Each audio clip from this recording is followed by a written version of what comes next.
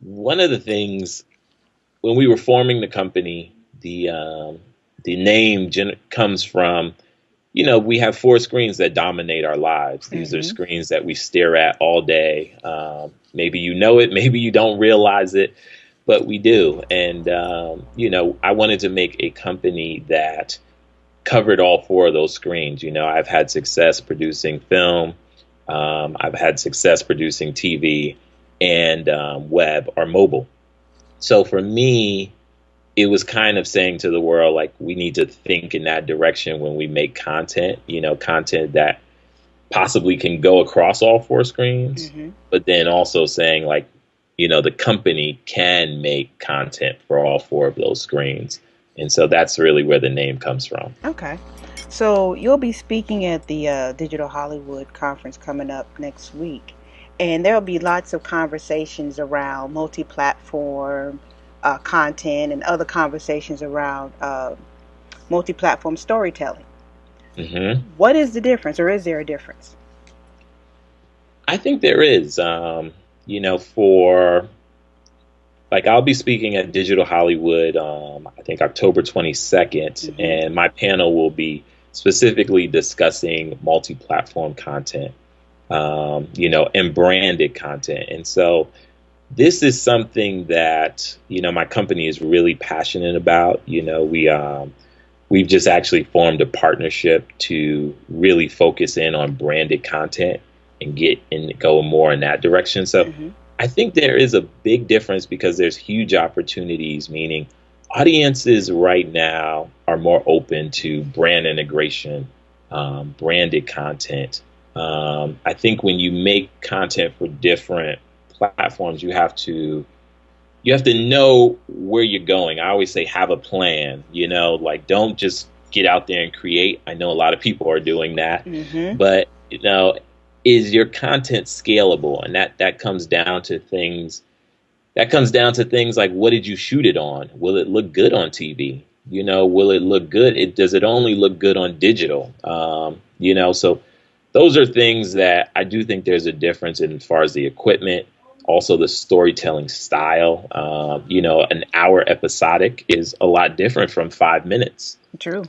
You have to tell a story quickly and at different pacing. So there's a lot that really goes into it. And I think people should spend more time understanding that. I appreciate the people who are getting out there and doing, but I always say, is your content scalable? Think about it on that level. Okay. Can it cross over? Oh, that leads me right to my next question. Uh, what are some of the popular misconceptions about multi-platform content? And is there some content that's just not suitable for all screens? Yes. I think well, to answer the first question, I think there is content that's not suitable for all screens, meaning, one of the things about the content you create, you have to think about the device it's going to be consumed on. The phone, the iPad, these mobile devices, they're a very personal medium.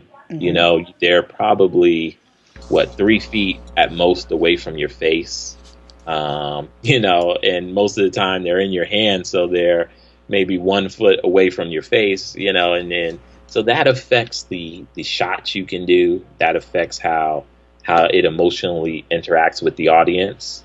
Movies have a much grander scope. They're further back. You can do the wide shots. You can do a lot of opening shots. Things that show the grandiose of film. Mm-hmm. Whereas you don't need that when you're right up on someone. You don't need to have that big establishing shot. And I think that those are little things. I think if you're thinking about as a director and a writer, depending on what medium you're going into, that will help you and it will put you in the right direction. So if you realize, look, I'm making a mobile show, I don't need to have these grand establishing shots, Mm-hmm. because the audience is not going to get immersed in that world because they're holding the device in their hand, That's true.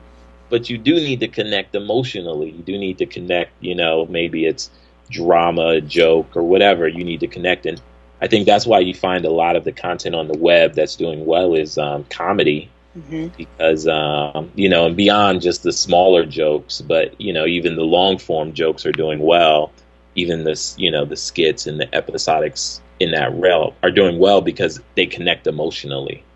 You know. Speaking of connecting emotionally, one of the other things in this overall conversation about developing content for multiple screens is interaction, and Hmm. especially people.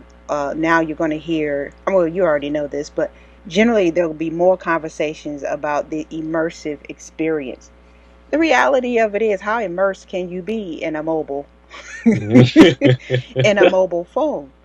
Yeah. But at the same rate, there may be some ways when you start talking about multi-platform content to create those instances of interaction.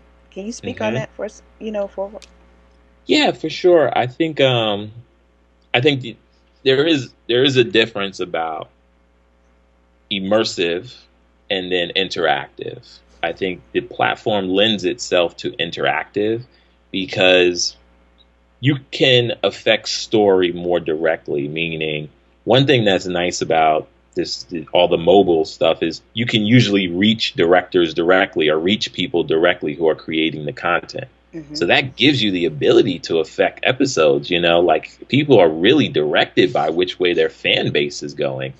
And so that's one thing I really do like, is that, like, it's not so static. Whereas if you think about content as a whole, it's been one directional for a lot of years. It's them putting something on the big screen and we ingest it, hmm them putting something on TV and we ingest it.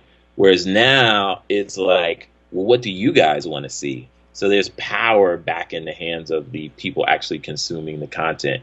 And some of it is direct, some of it is indirect, meaning, like, sometimes you can just tell from your views, like, okay, I have 10 million views, so I'm going to do more of this. But the comments are there. People write comments directly to you about, hey, we want this, we want that. I think as the technology gets better, you'll start to see actual interactive shows where you might be able to direct actors and do things like that. I think that would be phenomenal. And I think you'll start seeing things like that with tweets, but we'll see where that goes. The immersive, the immersive part of it, I think we need a technology leap to really get immersive and mobile.